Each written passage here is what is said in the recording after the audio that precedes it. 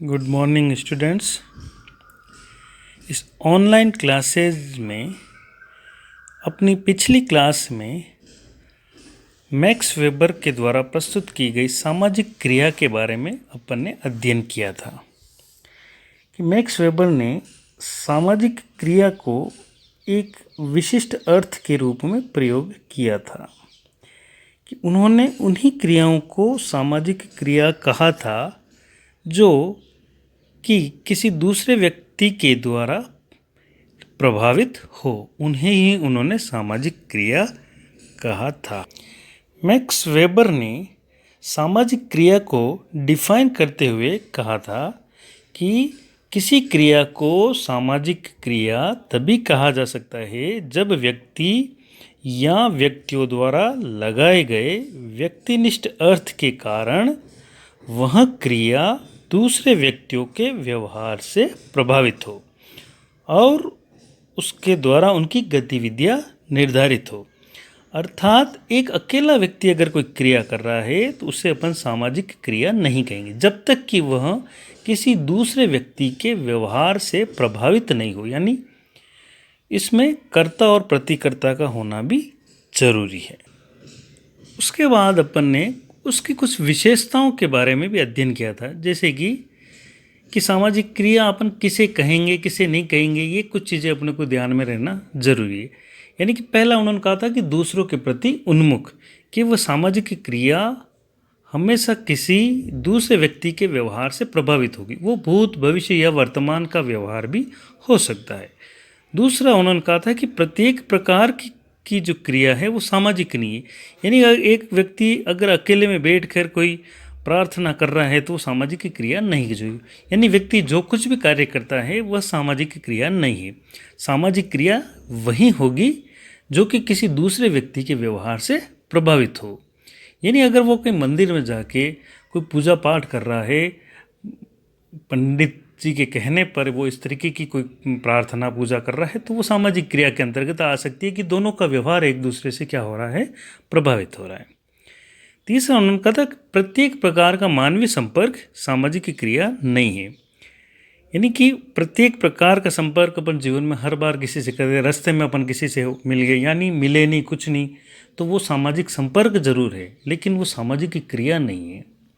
जब तक कि आपका उससे व्यवहार नहीं हो, एक दूसरे का हाय हेलो या बातचीत नहीं हो, तो उसे अपन सामाजिक क्रिया नहीं कहेंगे।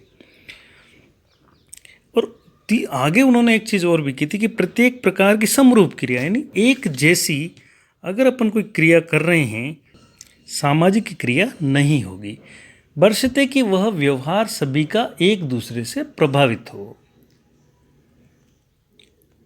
अगर आगे उन्होंने कुछ कहा था कि प्रत्येक प्रकार की नकल आप कह सकते हो, अनुकरण करना, यानी कि जब तक वहाँ किसी और से प्रभावित नहीं हो तब एक दूसरे को प्रभावित करना जरूरी है, तो ही वो सामाजिक क्रिया कही जाएगी। यानी इस तरीके से उन्होंने कहा था कि उसमें कर्ता और प्रतिकर्ता का होना भी जरूरी है, उसमें प्रत्येक क्रिया के कुछ मूल्य विश्वास प्रतीक होते हैं। ये सब चीज़ें अपन ने पिछली क्लास में देखा था। अब मैक्स वेबर ने सामाजिक क्रिया के कुछ प्रकार बताए हैं कि किन किन क्रिया कितनी क्रियाएं हो सकती हैं।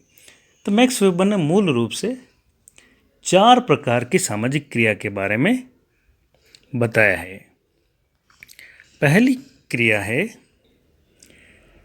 तार्किक क्रिया। कि तार्किक क्रिया वह क्रिया होती है जो व्यक्ति अपने लक्ष्य और साधनों को ध्यान में रखकर कोई क्रिया करता है, यानी वह जो भी क्रिया करेगा वह लक्ष्य को ध्यान में रखकर तर्कपूर्ण सोचकर वह क्रिया करता है। एक इंजीनियर अगर पुल का निर्माण कर रहा है तो वो एक सामग्री को विशेष तरीके से प्रयोग करता है, भविष्य में वह पुल किस तरीके से होगा, कितना मजबूत होगा, इस तरीके की चीज़ें, यानी भविष्य को ध्यान में रखकर तर्कपूर्ण वह क्रिया कर रहा है। ये जहाँ भी तार्किक बात आएगी इस तरीके की क्रिया को अपन तार्किक क्रिया कहा जाता है। यानी उसमें क्या महत्वपूर्ण है, तर्क यानी और लक्ष्य को ध्यान में रखकर की जाने वाली क्रिया। दूसरी प्रकार की जो क्रिया इन्होंने बताई है वो है मूल्यांकनात्मक क्रिया, अर्थात सामाजिक मूल्यों को ध्यान में रखकर जो क्रियाएं की जाती है उससे उन्होंने मूल्यांकनात्मक क्रिया कहा। यानी जिसमें नैतिक, धार्मिक, कलात्मक या आध्यात्मिक इस तरीके की जो भी चीज़ों को ध्यान में रखकर क्रिया की जाती है उन्हें उन्होंने मूल्यांकनात्मक क्रिया कहा। इसके पीछे तर्क का होना आवश्यक नहीं, हाँ एक तर्कपूर्ण झुकाव हो सकता है। से इसमें अपन देख सकते हैं कि एक सैनिक है, वह अपने बॉर्डर पर जाकर ऐसी क्रिया कर रहा है देश सेवा के लिए इस तरीके की, तो वो किसी भौतिक लक्ष्य ऐसा नहीं है कि धन दौलत, वह एक मूल्यों के प्रति, देश सेवा के मूल्यों को ध्यान में रखकर वह क्रिया कर रहा है। यानी इसमें सम्मान, कर्तव्य, इनको ध्यान में रखकर जो भी क्रियाएं की जाती है वो सभी इस श्रेणी के अंतर्गत आती है। तीसरी प्रकार की जो क्रिया है वो उन्होंने बताई है भावनात्मक क्रिया। ये जो क्रिया है उनमें भावनाएं प्रमुख प्रेरक तत्व होती है कि इनका संबंध किसी न किसी प्रकार की भावनात्मक दशाओं से होता है, जैसे कि अपन कहते प्रेम, दया, घृणा, सहानुभूति आदि। या कई बार अपन ये जीवन में देखते हैं कि अपन जिस तरीके से अपना व्यवहार होता है, अपन कि किसी से बिल्कुल स्नेहपूर्वक व्यवहार करते हैं, कभी अपने को घृणा आती है, कभी अपन गुस्से में व्यवहार करते हैं। इस प्रकार के जो भी व्यवहार और वे हैं वो भावनात्मक क्रियाओं के अंदर। और इसमें ये देखा गया है कि जो भावनात्मक क्रियाएं होती है वो संवेग यानी क्षणिक रूप से तुरंत उसका प्रभाव होता है। यानी अपन किसी के पे गुस्सा आया तो अचानक से वो क्रिया होगी। तो इस तरीके की जो भी क्रियाएं हैं वो भावनात्मक क्रिया के अंतर्गत रखी गई है। अंतिम जो उन्होंने क्रिया बताई है वो है परंपरागत क्रिया। देखो परंपराएं क्या होती है, लंबे समय से प्रचलन में चली हुई आ रही है। तो बहुत सी क्रियाएं ऐसे होती है जो अपन लंबे समय से प्रचलन में आ रही होती है, उनको ध्यान में रखकर जो भी क्रियाएं की जाती है वह परंपरागत क्रिया के अंतर्गत आती है। कि अब इसमें भी एक चीज़ ध्यान रखना है कि इसमें भी तर्क प्रधान नहीं होता है।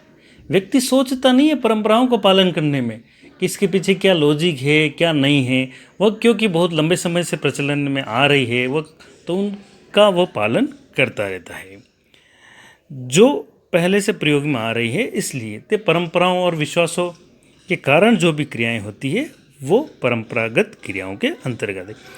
यानी अपन बड़ों को प्रणाम करना, यानी ये अपने अंदर से ही है। सामने कोई बड़ा बुजुर्ग मिला तो अपन प्रणाम कर लेंगे, ये अनायास ही हो जाती है। यानी स्वाभाविक क्रिया अपन कह सकते हैं क्योंकि अपन इन चीज़ों में तर्क नहीं लगाते हैं।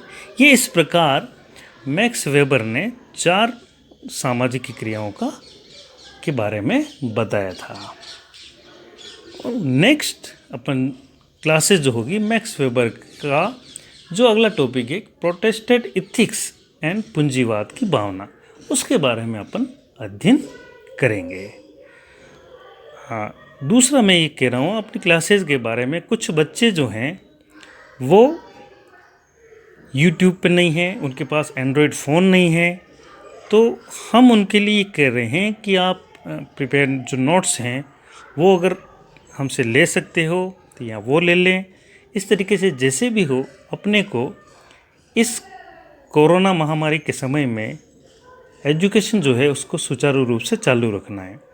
यहाँ मैंने ये देखा गया है कि 30 से 35% स्टूडेंट ही ऐसे हैं जिनके पास एंड्रॉयड फ़ोन है, यानी 65% स्टूडेंट अपने ऐसे नहीं हैं जिनके पास ऐसा नहीं। तो उनकी भी अपने को सहायता करनी है, उनके लिए कुछ और तरीके ढूंढ रहे हैं हम। तो आप उनका भी थोड़ा ख्याल रखें और उनके बारे में भी आप जो भी अपन नोट्स हैं वो शेयर कर सकते हैं उससे, या एक फ़ोटोकॉपी करा दें या जैसे भी करके।